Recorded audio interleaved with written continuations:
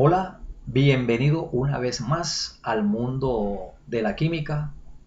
En estos momentos vamos a desarrollar un eje temático relacionado con la introducción a la materia y cuyo objetivo fundamental es saber qué es materia y determinar sus propiedades y características, como también identificar los estados de agregación de la materia y sus nombres. Entendemos por materia todo lo que ocupa un lugar en el universo o en el espacio. Por lo tanto, tiene masa, forma, peso y volumen, es decir, que se puede observar y medir. En otras palabras, todo aquello que es capaz de impresionar nuestro sentido es materia. Por ejemplo, un pedazo de ladrillo, lapicero, una roca, un cuaderno. Todos estos materiales están hechos de materia, ya que ocupa espacio y además tiene masa. La materia se encuentra en todas partes y en cualquier estado físico, bien sea sólido, líquido, gaseoso o en el estado plasmático. El aire que respiramos es materia, así como también un vaso con agua. Todo lo que observamos, sentimos, tocamos es materia y por lo tanto la materia es fundamental para el desarrollo de la vida en el planeta. Químicamente, la materia está compuesta por partículas microscópicas que llamamos átomos. Cada átomo tiene las propiedades de ese elemento químico al cual pertenece. Estados de la materia. Los estados de la materia constituyen las distintas fases o estados de agregación en los que puede encontrarse la materia, bien sea pura o mezclada. El estado de agregación de una sustancia depende básicamente del tipo y de la intensidad de fuerza de unión que existe entre sus partículas, es decir, átomos, moléculas o iones. Otros factores que influyen o afectan o intervienen en el estado de agregación lo constituyen la temperatura y la presión.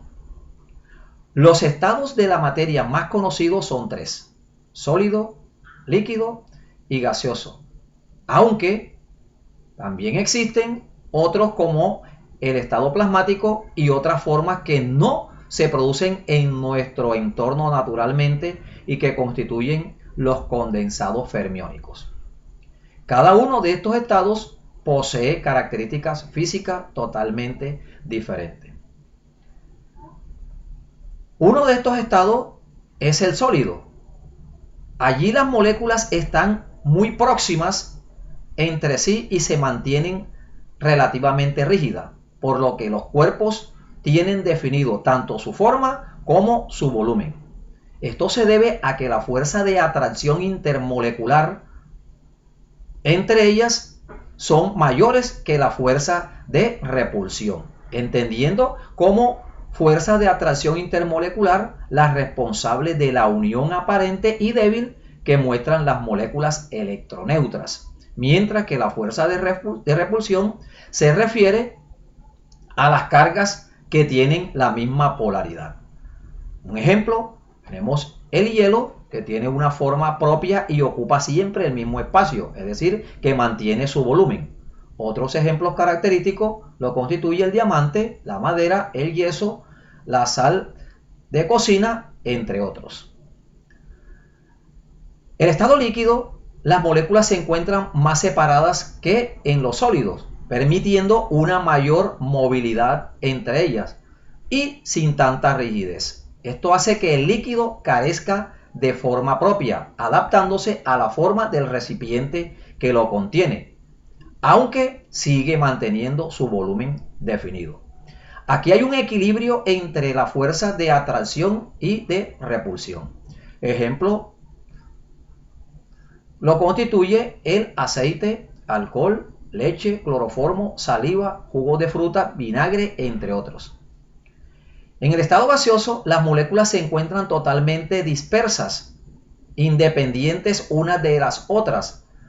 No hay atracción prácticamente entre ellas, por lo que carecen tanto de forma como de volumen definido, adaptándose a la forma y volumen del recipiente que lo contiene. Esto se debe a que la fuerza de repulsión es mayor que la fuerza de atracción. Ejemplo de este estado lo constituye el vapor de agua, hidrógeno, oxígeno, metano y ozono. El estado plasmático constituye el cuarto estado de la materia. Es energético y se considera al plasma como un gas cargado eléctricamente, es decir, ionizado, conformado por moléculas, átomos, electrones y núcleos. Estos últimos provienen de átomos totalmente desintegrados. Se encuentran a elevadísimas temperaturas, 20.000 grados centígrados, y ejemplo de este estado plasmático lo constituye el núcleo del Sol, de las estrellas y la energía atómica. En la superficie terrestre, a una distancia aproximada de 200 kilómetros, se encuentra el plasma de hidrógeno conformando el cinturón de Van Allen. El condensado de Bose-Einstein representa el quinto estado de la materia. Este fue visto por primera vez en 1955. El nombre se debe a Nat Bose y a Albert Einstein, quien predijo la existencia hacia 1920. Los condensados de Bose-Einstein son superfluidos gaseosos enfriados a temperaturas muy cercanas al cero absoluto, es decir, a menos 273 grados centígrados, que equivalen a menos 459.67 grados Fahrenheit. Allí tenemos ejemplos típicos de los estados de la materia: el estado sólido, el estado líquido, en el estado gaseoso y el volcán de lava en el estado plasmático. Cambios de estado de la materia. Existen diversos procesos físicos a través de los cuales la materia puede cambiar gradualmente de estado, alternando de esta manera entre sólido, líquido y gaseoso de acuerdo a las condiciones puntuales de presión y temperatura y bajo la acción de catalizadores específicos. Esto se debe a la cantidad de energía con que vibran sus partículas, permitiendo una mayor o menor proximidad entre ellos y alterando la naturaleza física de la sustancia en cuestión. Estos procesos son: fusión, es un proceso físico que consiste en el cambio de estado de la materia de sólido al estado líquido por acción del calor. Cuando se calienta un sólido, sabemos que se transfiere calor a los átomos, que vibran con más rapidez a medida que gana energía. Este calor adicional es lo que se conoce con el nombre de calor de fusión. Ejemplo, tenemos al derretir el hielo. Allí se incrementa la temperatura del hielo, ya sea en esta forma dejándolo a temperatura ambiente o sometiéndolo a fuego. Y este perderá su solidez y devendrá en agua líquida. La solidificación es el cambio de estado físico de una sustancia de líquido a sólido y no hay alteración en su composición.